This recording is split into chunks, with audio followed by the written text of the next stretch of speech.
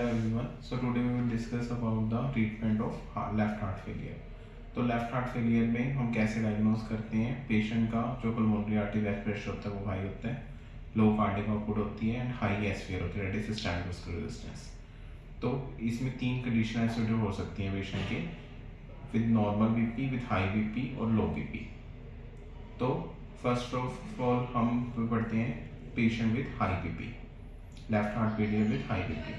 तो उसकी मैनेजमेंट में हम पेशेंट को देते हैं वेसोडाइलेटर्स, जिसमें आता है नाइट्रोग्लिसरीन, नाइट्रोक्लोसाइड एंड नेजिट्रिडाइट। जो नाइट्रोग्लिसरीन है वो मोस्ट प्रेफर्ड है एंड नाइट्रोक्लोसाइड जो है वो हम एक्सेलरेटेड हाइपरटेंशन के लिए यूज़ करते हैं, शॉर्ट टर्म ट्रीटमेंट के लिए। वो एमआई की केसेस में नाइट्रोक्लोसाइड कॉन्ट्राइंडिकेटेड है। Then patient of left heart failure with normal BP, तो उस केस में हम पेशेंट को पहले हम ट्राई करेंगे वेसोडाइलेटर के साथ। अगर वेसोडाइलेटर से बीपी 4 हो रहा है तो हम पेशेंट को आइनोडाइलेटर देंगे। आइनोडाइलेटर क्या होते हैं? आइनोडाइलेटर जो जिनका positive chronotropic as well inotropic effect होता है, प्लस उनका पॉजिटिव ल्यूसोट्रोपिक इफेक्ट भी होता है, ये उनका एडिशनल बेनिफिट है।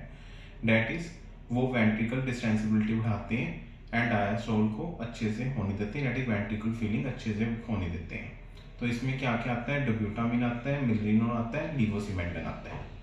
And third one is patient with left heart failure with low BP. तो इस केस में हम डोपामिन यूज करते हैं as well as plus minus हम जहाँ पे जरूरत है आईयूबीपी यूज कर सकते हैं, दैट इज इंट्रायोटिक बैलून पंप। तो इसके साथ अगर हमारे पास एविडेंस है फ्लूइड ओवरलोड का पेशेंट का और pulmonary artery weight pressure more than 20 है, तो हम पेशेंट को लैसिक्स और फ्लोसोमाइड यूज करते हैं। Let's discuss one.